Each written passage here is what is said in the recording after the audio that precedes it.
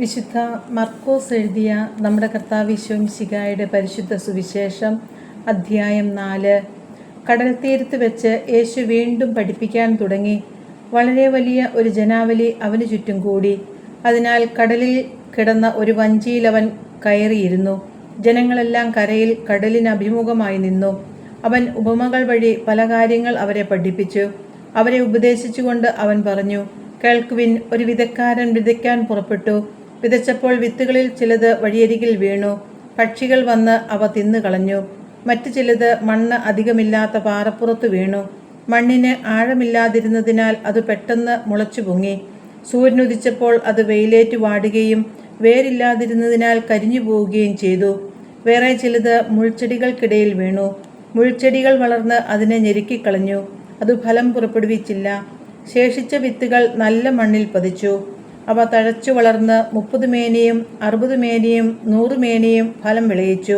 അവൻ പറഞ്ഞു, കേൾക്കാൻ ചെവിയുള്ളവൻ കേൾക്കട്ടെ. അവൻ തനിച്ചായപ്പോൾ 12 പേരും കൂടെയുണ്ടായിരുന്ന മറ്റുള്ളവരും ഉപമകളെക്കുറിച്ച് അവനോട് ചോദിച്ചു. അവൻ പറഞ്ഞു, ദൈവരാജ്യത്തിൻ്റെ രഹസ്യം നിങ്ങൾക്കാണ് നൽകപ്പെട്ടിരിക്കുന്നത്. പുറത്തുള്ളവർക്കാകട്ടെ എല്ലാം ഉപമകളിലൂടെ മാത്രം. അവർ കണ്ടിട്ടും കാണാതിരിക്കുന്നതിനും കേട്ടിട്ടും ഗ്രഹിക്കാതിരിക്കുന്നതിനും അങ്ങനെ അവർ മനസ്സ് തിരിഞ്ഞ് മോചനം പ്രാപിക്കാതിരിക്കുന്നതിനും വേണ്ടിയാണത്. അവൻ അവരോട് ചോദിച്ചു, ഈ ഉപമ നിങ്ങൾക്ക് മനസ്സിലാകുന്നില്ലേ? അങ്ങനെയെങ്കിൽ ഉപമകളെല്ലാം നിങ്ങൾ എങ്ങനെ മനസ്സിലാക്കും? വിതയ്ക്കാരൻ വചനം വിതയ്ക്കുന്നു. ചിലർ വചനം ശ്രവിക്കുമ്പോൾ തന്നെ സാത്താൻ വന്ന് അവരിൽ വിതയ്ക്കപ്പെട്ട വചനം നീക്കം ചെയ്യുന്നു.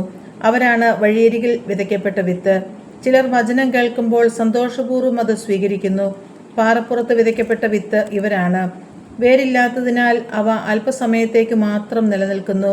വചനത്തെ പ്രതി ക്ലേശവും പീഡയും ഉണ്ടാകുമ്പോൾ തൽക്ഷണം അവർ വീണുപോകുന്നു.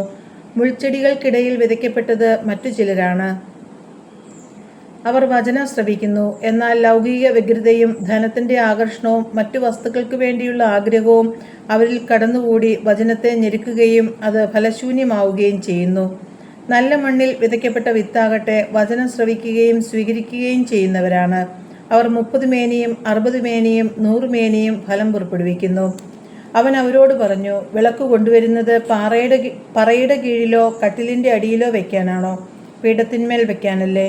വെളിപ്പെടുത്തപ്പെടാതെ മറഞ്ഞിരിക്കുന്ന ഒന്നുമില്ല. വെളിച്ചത്ത് വരാതെ രഹസ്യമായിരിക്കുന്നതും ഒന്നുമില്ല. കേൾക്കാൻ ചെവിയുള്ളവൻ കേൾക്കട്ടെ. അവൻ പറഞ്ഞു, നിങ്ങൾ ശ്രദ്ധിച്ചു കേൾക്കുവിൻ. നിങ്ങൾ അളക്കുന്ന അളവിൽ തന്നെ നിങ്ങൾക്കും അളന്നു കിട്ടും, കൂടുതലും ലഭിക്കും. ഉള്ളവന് നൽകപ്പെടും, ഇല്ലാത്തവനിൽ നിന്ന് ഉള്ളതുപോലും എടുക്കപ്പെടും. അവൻ പറഞ്ഞു, ദൈവരാജ്യം ഒരുവൻ ഭൂമിയിൽ വിത്ത് വിതയ്ക്കുന്നതിന് സദൃശ്യം. അവൻ രാവും പകലും ഉറങ്ങിയും ഉണർന്നും കഴിയുന്നു. അവൻ അറിയാതെ തന്നെ വിത്തുകൾ പൊട്ടിമുളച്ച് വളരുന്നു. ആദ്യമില്ല, പിന്നെ കതിർ, തുടർന്ന് കതിരിൽ ധാന്യമണികൾ. ഇങ്ങനെ ഭൂമി ഫലം പുറപ്പെടുവിക്കുന്നു. ധാന്യം വിളയുമ്പോൾ കൊയ്ത്തിന് കാലമാകുന്നതുകൊണ്ട് അവൻ അരിവാൾ വയ്ക്കുന്നു. അവൻ വീണ്ടും പറഞ്ഞു, ദൈവരാജ്യത്തെ എന്തിനോട് താരതമ്യപ്പെടുത്തും? എന്ത് ഉപമ കൊണ്ട് അതിനെ വിശദീകരിക്കും? അതൊരു കടുകുമണിക്ക് സദൃശ്യമാണ്. നിലത്ത് പാകുമ്പോൾ അത് ഭൂമിയിലുള്ള എല്ലാ വിത്തുകളെയുംകാൾ ചെറുതാണ്. എന്നാൽ പാകിക്കഴിയുമ്പോൾ അത് വളർന്ന് എല്ലാ ചെടികളെയുംകാൾ വലുതാവുകയും വലിയ ശാഖകൾ പുറപ്പെടുവിക്കുകയും ചെയ്യുന്നു. അങ്ങനെ ആകാശത്തിലെ പക്ഷികൾക്ക് അതിൻ്റെ തണലിൽ ചേക്കാറാൻ കഴിയുന്നു.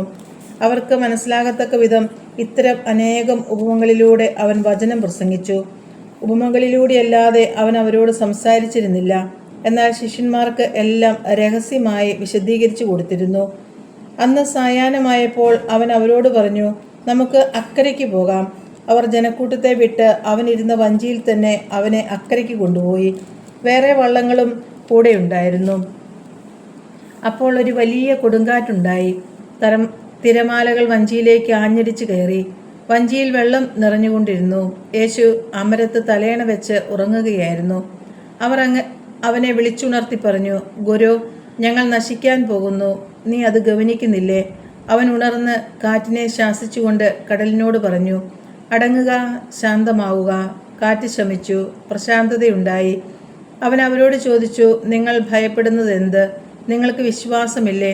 അവർ അത്യധികം ഭയന്ന് പരസ്പരം പറഞ്ഞു, ഇവൻ ആരാണ്? കാറ്റും കടലും പോലും ഇവനെ അനുസരിക്കുന്നല്ലോ.